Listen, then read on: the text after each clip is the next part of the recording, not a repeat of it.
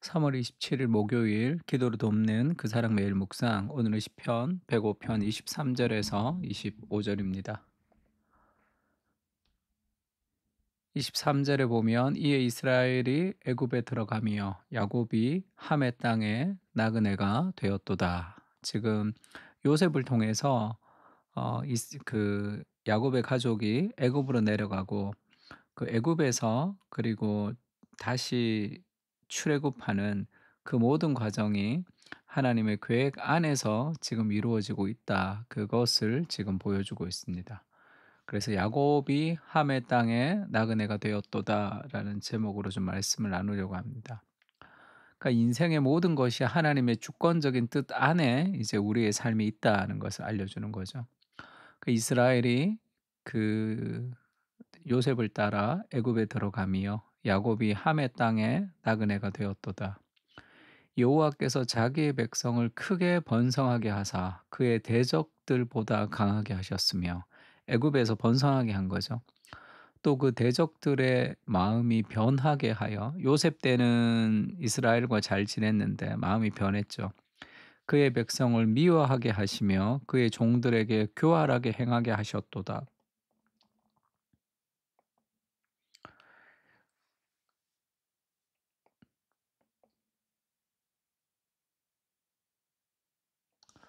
출애굽기 1장에 보면 그런 말씀 있죠. 이스라엘 자손이 지금 애굽으로 내려와서 굉장히 번성했습니다. 생육하고 불어나 번성하고 매우 강하여 온 땅에 가득하게 되었더라. 생육하고 번성하라.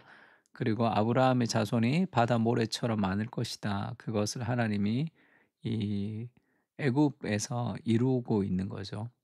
근데 8 절에 요셉을 알지 못하는 새 왕이 일어났습니다. 요셉의 시대에는 잘 살았는데 같이 애굽을 다스렸는데 그가 그 백성에게 이르되 이 백성 이스라엘 자손이 우리보다 많고 강하도다. 그러니까 지금 이민 왔던 지금 그 애굽으로 이주 왔던 이스라엘 민족이 더 많고 강하다는 거예요. 애굽 사람보다. 그래서 학대를 막 한 거죠. 근데 학대를 받을수록 더욱 번성하여 퍼져나가니 애굽 사람이 이스라엘 자손으로 말미암아 근심하여 이스라엘 자손에게 일을 엄하게 시켜 어려운 노동으로 그들의 생활을 괴롭게 하니 곧 흙 이기기와 벽돌 굽기와 농사의 여러 가지 일이라 그 시키는 일이 모두 엄하였더라.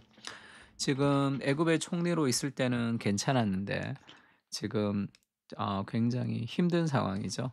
애굽 사람들이 이스라엘 사람들을 굉장히 싫어하고 그렇게 인제 노예로 부리기 시작했던 그런 역사를 보여줍니다. 그것을 지금 시편에서 얘기하는 거죠. 여호와께서 자기 백성을 크게 번성하게 하사 그 애굽에서 그의 대적들보다 더 강하게 하셨습니다. 또 그 대적들이 마음이 변해서 그의 백성을 미워하게 하시며 그의 종들에게 교활하게 행하셨도다 했던 이것을 하나님이 다 행했다 이런 식으로 표현하는 거죠. 인간이 가만히 있는데 하나님이 막 다 행한 것은 아니에요.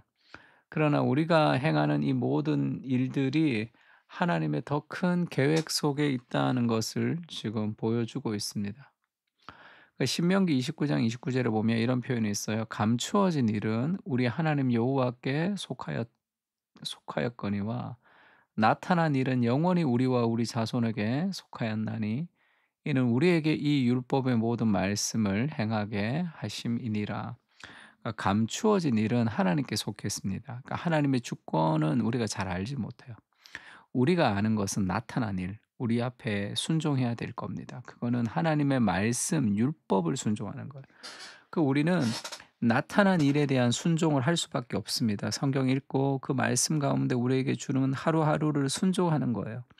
근데 나의 하루하루의 순종이 어떤 이 과정을 거쳐서 어떻게 되는지를 알지 못하는 하루하루의 순종이지만 나타난 일들의 하루하루의 순종이 결국 감추어진 하나님의 주권을 이루어가는 과정으로 하나님이 삼으신다는 거예요. 이 딜레마를 이거는 뭐 어떻게 해결할 길은 없습니다. 그틴 켈러가 이렇게 표현을 했어요. "우리가 하는 일 하나하나는 모두 하나님의 계획 속에 들어 있지만 모두 하나님의 계획 속에서 우리가 하루 하나하나 하는 거죠. 주님은 무슨 일이든 억지로 강요하시는 법이 없으므로 행동에 대한 책임은 오롯이 우리의 몫이라는 사실입니다. 우리 모든 거 하나하나를 하나님이 계획하시지만 내가 죄를 짓는 그까지 하나님이 내가 안 짓고 싶은데 나를 죄 짓게 그렇게 강요하지 않는다는 거. 그 나의 자유에 대한 나의 책임이 있다는 겁니다. 근데 나의 잘못과 나의 책임이 하나님의 역사를 거스를 수는 없다는 거죠. 그러니까 첫 번째 진리를 잊으면 모든 것이 스스로 어떻게 사느냐에 달렸다는 생각에 시달리게 된다. 첫 번째 진리가 뭐냐면 모든 것이 하나님의 계획 속에 있다라는 것을 모르면 내가 내 계획 속에서 살아가야 되잖아요. 그 두 번째 진리를 놓치면 어느 쪽을 택하든 상관없다는 착각에 빠지기 쉽다. 두 번째 진리라는 것은 행동에 대한 책임이 우리에게 있다라는 것을 놓치면 어느 쪽이든 상관없이 그냥 살아간다 이렇게 될 수 있는 거죠. 그래서 우리는 안일해서도 안 되지만 너무 많이 염려해서도 안 됩니다. 그 중간에 어떤 균형을 찾아야 되는 거죠.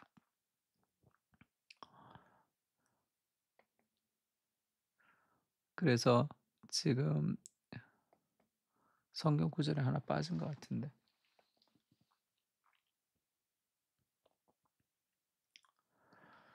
네, 지금 정신이 없네.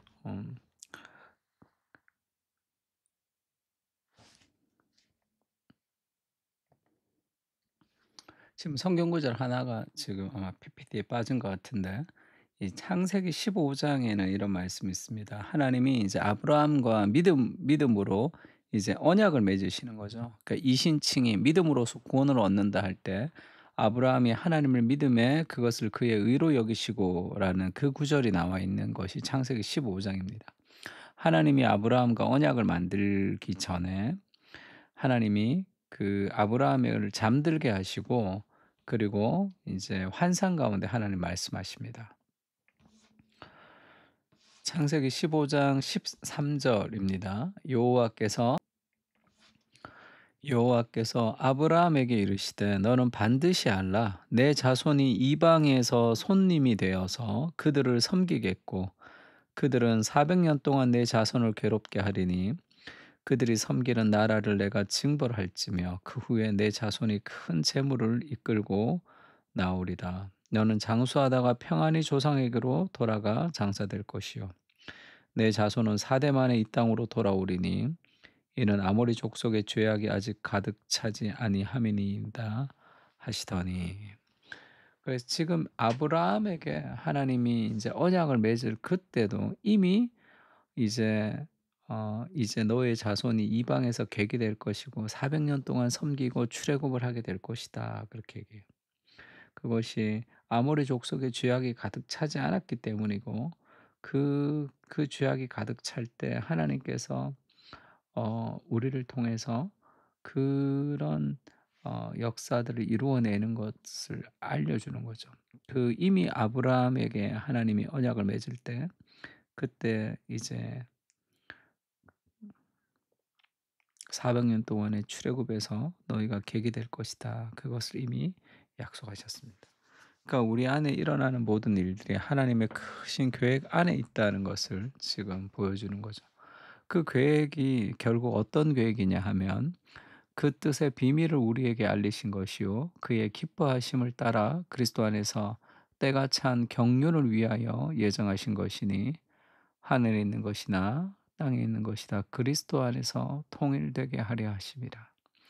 인생의 모든 우주는 다 그리스도 안에서 통일되는 그런 목적을 가지고 계속 지금 가고 있습니다. 그래서 감추어진 하나님의 뜻을 우리가 명확하게 잘 알 수 없지만 나타나 있는 하나님의 말씀을 계속 순종하며 가다 보면 하나님이 우리 인생에 가장 좋은 것들을 이루어 주시는 거예요. 그래서 감추어진 일 우리가 알 수 없지만 나타난 일에 온전히 순종하며 하나님 앞에 살아갈 때 그것이 결국 그리스도를 높이는, 그리스도 안에서 온 세상이 통일되는 그 하나님의 나라를 하나님께서 이루어 주신다는 거죠. 주님은 역사의 주관자이십니다. 또한 나에게는 책임이 있습니다. 하나님이 주관자이시지만 책임은 나에게 있습니다. 내가 주인이라는 마음이 아니라 벌벌 떠는 종의 마음이 아니라 역설적인 진리에 기대어 스스로 분별하면서도 마땅히 누려야 할 안식을 누리며 살아가게 하옵소서.